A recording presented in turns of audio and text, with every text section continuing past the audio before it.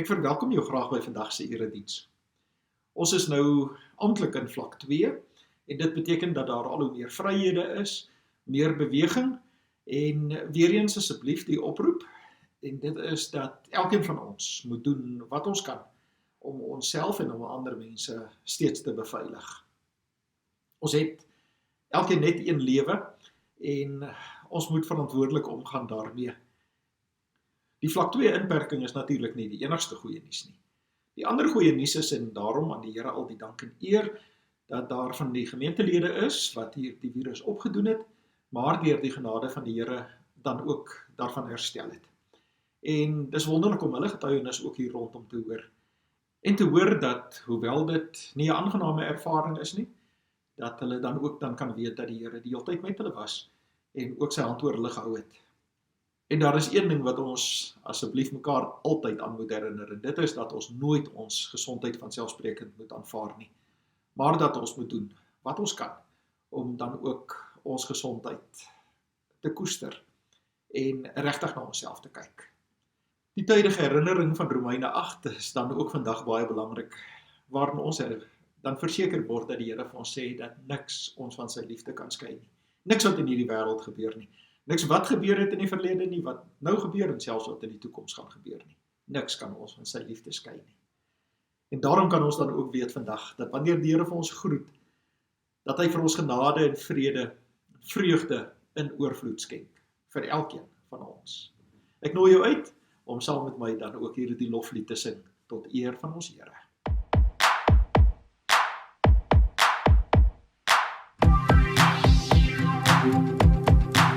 Ek weet verseker dat Jesus leef.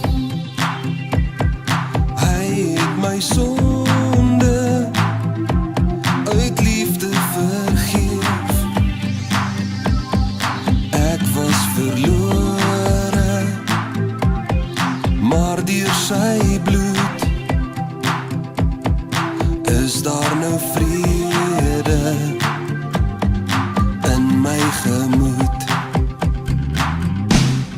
Hy is my leefman, hy laat my leef. Hy is verwinnaar, hy is die Heer. Selfs as ek struikel en ek berou,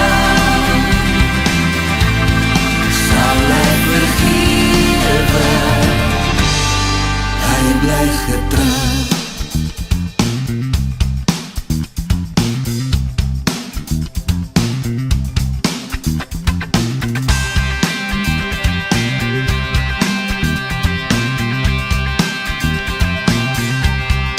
Die wat bedruk is, laat hy weer lag. Vir die wat moeg is, gee hy weer krag. Deur sy genade, liefde en trou, sal hy sy kinders ewig behou. Hy is my leefman, hy laat my leef. Hy is verwinnaar, hy is die Heer. Selfs as ek struikel en ek berou, sal hy vergewe. Hy bly getrou. Hy is my leidsman, hy laat my leef. Hy is oorwinnaar, hy is die Heer. Selfs as ek struikel en ek berou, sal hy vergewe. Hy bly getrou.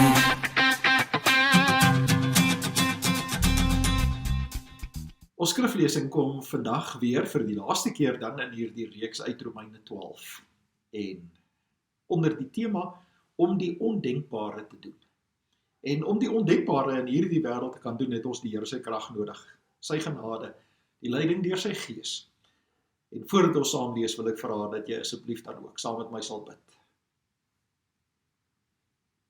Ons Vader wat in die hemel is, laat u naam geheilig word. Laat u koninkryk kom. Laat u wil ook op die aarde geskied, net soos in die hemel. Gee ons vandag ons daaglikse brood en vergeef ons oortredinge, soos ons ook die vergewe wat teen ons oortree. En laat ons nie in versoeking kom nie, maar verlos ons van die bose, want aan u behoort die koninkryk, die heerlikheid, die krag, tot in alle ewigheid. Amen. As ons die modelgebed wat Jesus vir sy disippels geleer het in Matteus 6, dan ook vandag kon saambid, dan moet ons ook let op die laaste 2 verse wat in hierdie gedeelte opgeteken is. Want nadat Jesus hierdie gebed vir sy disippels geleer het, is daar een saak waarop hy terugkom. En hy kom terug in vers 14, daar lees ons, as julle ander mense hulle oortredinge vergewe, sal julle hemelse Vader julle ook vergewe. Maar as julle ander mense nie vergewe nie, sal julle Vader julle ook nie julle oortredinge vergewe nie. Dit is 'n groot waarskuwing, want daardeur word ons daarop gewys dat ons 'n manier het om God se vergifnis vir ons te kanselleer. En ons kan dit kanselleer, ons wil nie, maar ons kan dit kanselleer, wanneer ons nie bereid is om ander mense te vergewe nie. Dit is uiters gepas om dan ook van hierdie vers af oor te gaan na ons skriflesing vandag in Romeine 12, want hierdie saak word ook daarin aangespreek, en miskien dan 'n bietjie van 'n ander kant af. Kom ons lees met mekaar saam uit Romeine 12, en daarvan af die 14de vers. Ons gaan wel stil staan by die gedeelte van vers 17 tot 21, maar om die konteks beter te verstaan, kom ons lees vanaf die 14de vers met mekaar weer saam. Op die skerm word aangedui in groen dit wat ons moet doen, en in rooi dit wat ons nie moet doen nie. En dit loop regdeur van die 14de tot die 21ste vers. Seën julle vervolgers, ja seën hulle, moet hulle nie vervloek nie. Wees bly saam met die wat bly is, en treur saam met die wat treur. Wees eensgesind onder mekaar. Moenie hooghartig wees nie, maar skaar julle by die nederiges. Moenie eie wys wees nie. Moenie kwaad met kwaad vergeld nie. Wees goedgesind teenoor alle mense. As dit moontlik is, sover dit van julle afhang, leef in vrede met alle mense. Moenie self wraak neem nie, geliefdes, maar laat dit oor aan die oordeel van God. Daar staan immers geskrywe, dis my reg om te straf, en ek sal vergeld, sê die Here. As jou vyand honger is, gee hom iets om te eet. As hy dors is, gee hom iets om te drink. Want deur dit te doen, maak jy hom vuurrooi van skaamte. Moet jou nie deur die kwaad laat oorwin nie, maar oorwin die kwaad deur die goeie. Hierdie is die woord van die Here, en jy sal baie gelukkig wees as dit die handleiding van jou lewe is. Soos wat ons gesien het van die 14de vers, waar daar 5 dinge in groen is, en 3 in rooi wat nie gedoen moet word nie. In vandag se gedeelte is daar nie minder nie as 7 dinge wat ons moet doen, en weer eens 3 dinge wat ons nie moet doen nie. Kom ons let daarop, dat ons instel om onder leiding van die Gees te doen wat die Here wil hê dat ons moet doen. En dis belangrik dat ons dan daarop let, dat ons moet vra dat die Here deur sy Gees ons moet lei, want hier is dinge, weer eens, wat ondenkbaar is vir die wêreld, en wat 'n mens uit jou eie uit self nie kan doen nie. Van ons eie menslike natuur, sou ons nie hierdie dinge kan doen nie. Die eerste waarvan ons dan lees in vers 17 is, moenie kwaad met kwaad vergeld nie. En ook in vers 19, moenie wraak neem nie. Kwaad en wraak. Dit is tog baie duidelik, dat dit eintlik terme is wat nie in die koninkryk van God sou pas nie, wat nie daar hoort nie, maar dit is dinge wat in die wêreld gebeur. En om kwaad met kwaad te vergeld, word ons gewys daarop om dit nie te doen nie. Want om kwaad met kwaad te vergeld is werklik een van die belangrike wapens in die arsenaal van die duiwel. Om kwaad met kwaad te vir geld. Wie van ons het dit nog nie beleef, dat ons in die versoeking gekom het, om kwaad met kwaad te vergeld nie, want erns, en dis die leuen van die duiwel, hoor ons baie keer hierdie leuen om te sê, as ek seer gekry het, sal ek beter voel, as ek iemand anders seer maak. Kan ek dit weer sê? Is 'n leuen van die duiwel om te dink, dat wanneer ek seer gekry het, sal ek beter voel, as ek iemand anders seer maak. Ons almal het dit al in hierdie wêreld ervaar en beleef, en ons almal weet, deur dit te gedoen het jy die saak net 10 keer erger gemaak. Die petrol op die vuur gegooi. Dit het meer intens geraak. Mense wat ver van mekaar was, is nou net nog selfs verder van mekaar. Moenie kwaad met kwaad vergeld nie. Maar, en dis die eerste van die positiewe dinge wat ons moet doen, wees goedgesind teenoor alle mense. Dit is so belangrik dat vers 17 en 18 telkens verwys na alle mense. Nie net na die mense waarvan ek hou nie, nie net die mense waarmee ek gemaklik is nie, maar alle mense. En hierdie alle mense sluit ook die mense in wat van my verskil. Hierdie alle mense het ons gesien, en gaan ons weer sien in hierdie gedeelte, is ook ons vyande. Vers 14 tot 21 is as dit ware soos 'n kamera se lens wat uitskuif, waar die voorafgaande baie meer gekonsentreer het op die gemeente en die onderlinge verhouding tussen gelowiges en Christene in die kerk, in 'n gemeente, is vers 17 tot 21 die wye hoek wat uitbeweeg om te sê, en nou geld dit teenoor alle mense. Wees goedgesind teenoor alle mense, en dan hier is 'n baie belangrike ene, want ons elkeen het die vermoë om self te besluit hoe ons optree in hierdie wêreld. Hoe ons gaan reageer. Ons het nie beheer oor ander mense se lewens nie. Ons het nie beheer oor wat hulle sê nie. Ons het nie beheer oor hulle gedrag en hulle optrede nie, maar ons het beheer oor wat ons sê en hoe ons gaan optree. En daarom is hierdie 'n kosbare waarheid wat ons in vers 17 vind. En dit is, as dit moontlik is, sover dit van julle afhang, leef in vrede met alle mense. As dit moontlik is, sover dit van julle afhang, leef in vrede met alle mense. Dit gaan beteken dat ons in hierdie wêreld 'n bepaalde ingesteldheid het om te sê dat ons gaan probeer om in vrede met alle mense te leef. Ja, ons leef nie dieselfde afstand van alle mense af nie. En baie keer weet mense mos daar is petrol en vuur, as ek nou maar weer die beeld kan gebruik. En daarom, om sekere goeders vir sekere mense te sê, weet jy gaan moeilikheid veroorsaak. Daarom as dit moontlik is, moet dit nie sê nie. Hou daar die afstand. Bly dan eerder. Laat 'n sagte antwoord eerder dan die kwade of 'n slegte situasie ontlont. As dit van ons afhang, ons het 'n verantwoordelikheid in hierdie wêreld. En dis hoe die Here deur sy Gees vir ons dan ook lei om te probeer om in alle situasies en alle omstandighede met alle mense in vrede saam te leef. Vers 19, moenie self wraak neem nie, geliefdes. Wraak is 'n verskriklike ding. Dis wanneer mense voel dat hulle veronreg is en dat hulle te nagekom is. Baie keer het hulle met reg kan hulle voel hulle is te nagekom. Daar is regtig onregverdig teen hulle opgetree. En dan kan mense voel, ek wil wraak neem. Maar daar's 'n Chinese spreekwoord, en ek dink ons almal ken mos hierdie ene, wat sê, as jy wil wraak neem teenoor jou vyand, teenoor die persoon wat jou onreg aangedoen het, dan moet jy 2 grafte grawe. Die een vir daardie persoon, en die ander een vir jouself. Want deur wraak te koester en wraak te wil neem, is jy besig om jouself te vernietig. Moenie daarin 'n vatkans gee nie. Moet dit nie oorweeg nie. Maar dat die laaste deel van vers 19 ook vir jou 'n troos wees om te sê, maar laat dit oor aan die oordeel van God. Daar staan immers geskrywe, dis my reg om te straf en ek sal vergeld, sê die Here. Dis deel van jou en my geloofsreis in hierdie wêreld. Om vir God te vertrou. Om te kan weet dat daar dinge is in hierdie wêreld waarin ons dan voel, dit is onregverdig. Dit kan nie toegelaat word nie. Dit skree ten hemel. Ons het 'n klomp uitdrukkings wat ons daarvoor sou kon gebruik. En dit kan nie so aangaan nie. Maar moenie wraak neem nie, want ons moet vir God vertrou. Ons moet vir God vertrou. Weet ons ook die spreekwoord wat sê, die wiel draai.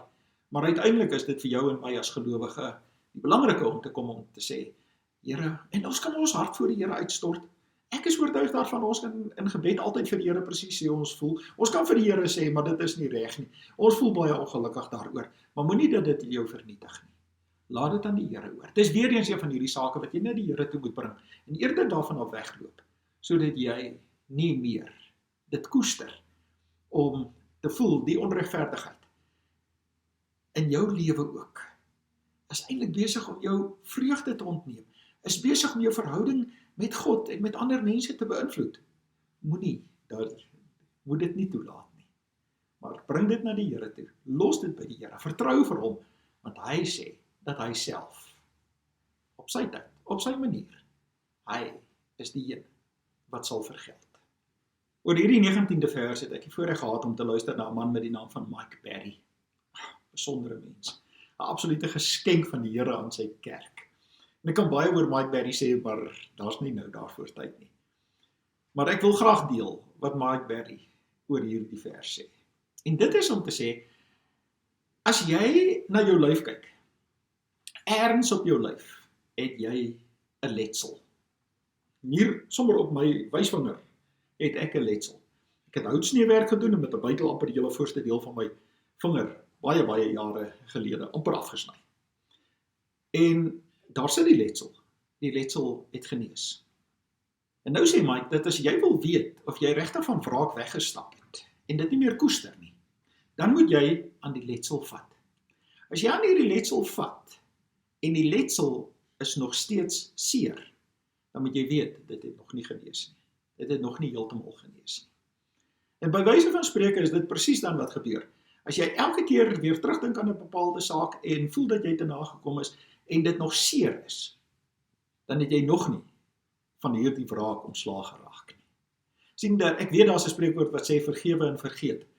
Ek weet daar is 'n klompie dinge wat ons dalk in hierdie lewe eintlik nie moet vergeet nie, maar ons moet vergewe. En onthou wat het Jesus gesê in die modelgebed.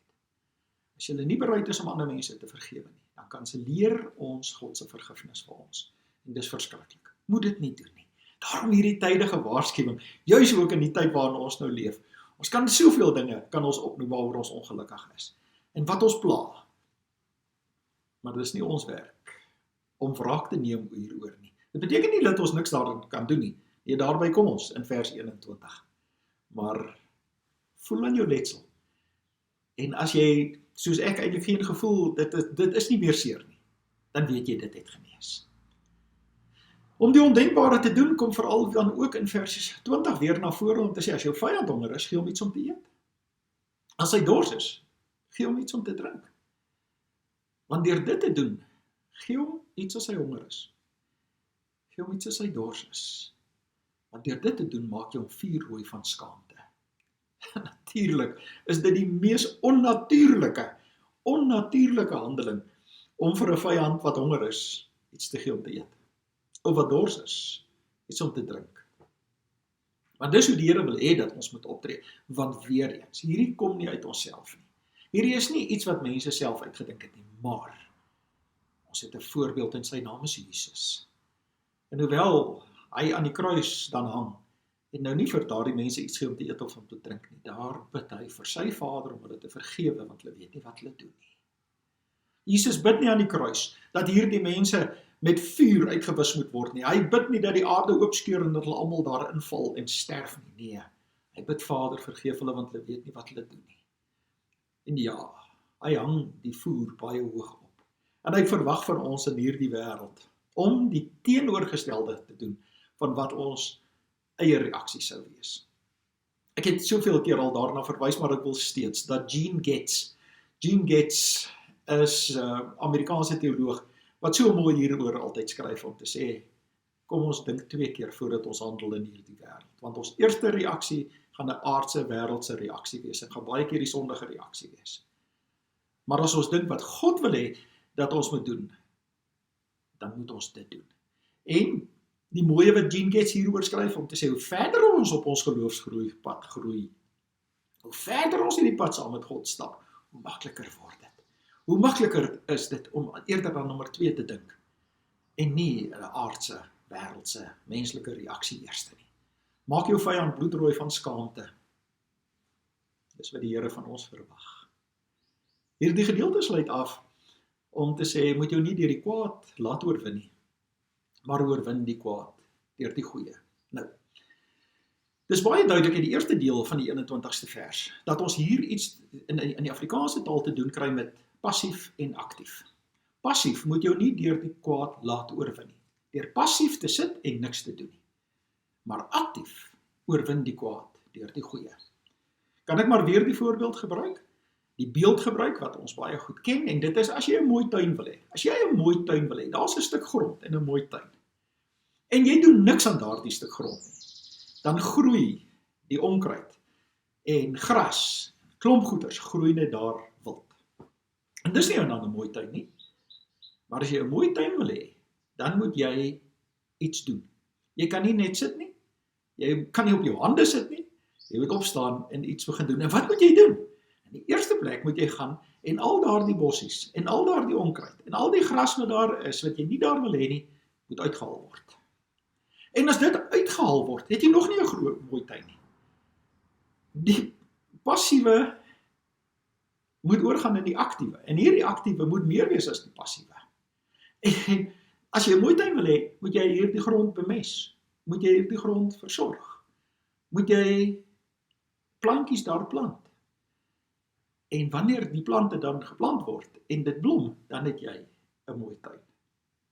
Daarom word vers 21 mooi geïllustreer deur 'n mooi tuin. Moet jou nie deur die kwaad laat oorwin nie, deur niks te doen en passief te sit nie, maar oorwin die kwaad deur die goeie en deur baie goeie. Met ander woorde, trek die bossies uit, die onkruid, bemest die grond, plant die plantjies, versorg dit. Dis ons uitdaging in hierdie wêreld. Want selfs baie keer, ek weet nie, daar was op 'n stadium nou hierdie interessante video gewees van 'n jong student wat op 'n kampus was en waar die ander studente toe nou baie van die vulle sommer net daar langs die asblik gegooi het en dan het hierdie student gegaan en dit opgetel en in die asblik gegooi en die ander studente het hom weer die spot met hom gedryf om net weer die vullis uit die asblik uit weer op die grond gegooi en hy het weer teruggegaan en dit terug in die asblik gegooi. En toe het hulle dit nou nie weer gedoen om dit uit die asblik uit te haal. Wat wil ek daardeur sê? Wat is die boodskap daarin vir ons? Ons moet weet dat in hierdie wêreld gaan dit beteken, wanneer ons die goeie doen, wanneer ons die kwaad deur die goeie oorwin, want dis wat hier staan, ons kan die kwaad deur die goeie oorwin, dan gaan dit beteken dat ek en jy baie keer meer as een keer iets moet doen. Moet asseblief nou net nie dink dat so 'n klein pogingkie en dat 'n mens nou net een dingetjie gedoen het en nou gaan dit die hele wêreld verander of ek sit en wag dat die hele wêreld verander nie. Nee. Om deur die Gees van God gelei te word, beteken dat wanneer by wyse van hierdie beeld die vullis weer uitgegooi word uit die asblik, dat ons dit maar weer optel en dit dan teruggooi. Dat ons daarop sal instel en sal let en sal soek. Waar is die goeie wat gedoen kan word en dat ons dit dan doen? Want wat gebeur dan? Dis wat die Here van ons verwag. Ons oorwin die kwaad deur die goeie, sy koninkryk baat daarby en ander mense trek ook voordeel daaruit. En weet jy wat? Jy groei in jou geloof. Daar's baie positiewe daarin opgebou. Ons moet regtig waar ons instel om te kyk waar kan ons die kwaad deur die goeie oorwin. Daarom is dit sommer 'n avontuur vir die res van hierdie dag en die res van hierdie week. Kyk waar jy ook die kwade deur die goeie kan oorwin, deur aktief betrokke te wees. Mag die Here vir jou, vir my, baie ryklik ook daarin dan seën. Amen. Kom ons bid saam.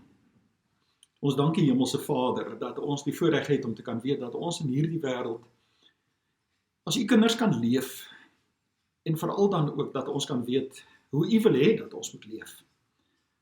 Here, ons dankie dat ons weet dat u vir ons help en deur die Gees vir ons elkeen lei, sodat ons die ondenkbare ook kan doen. En ons wil bid vandag vir krag en genade, dat ons wel die ondenkbare sal doen, dat ons sal uiting gee en gehoorsaam aan u sal wees om te doen wat u van ons vra. En nie volgens die wêreld en die wêreldse spelreëls op te tree nie, maar te doen wat u deur die Gees ons lei om te doen. Dankie Here vir ons wêreld, vir ons omstandighede, vir die goeie nuus te midde van hierdie virus. 'n Goeie herstelsyfer is daar rondom, dat ons weet dat is ook in die genade dat u genesing vir mense gee. Help vir ons elkeen asseblief om steeds met groot verantwoordelikheid en versigtigheid dan ook steeds verder te kan leef as u kinders in hierdie wêreld. Daarom bid ons ook vir elkeen wat besluite moet neem, elkeen wat in belangrike posisie sit, dat U ook vir hulle deur die Gees sal lei, sodat U die eer kan ontvang wat U ook toekom. En daarom, Here, gee ons ook aan U die eer, dat U die God is wat ons weet, in beheer is, dat ons in U kan glo, maak nie saak wat met elkeen van ons in hierdie wêreld gebeur. Word verheerlik deur elkeen van ons se lewe. En dit bid ons alles net in die naam van die Vader en die Seun en die Heilige Gees. Amen. Kom ons antwoord die Here op sy woord wanneer ons hierdie lied dan ook saam sing.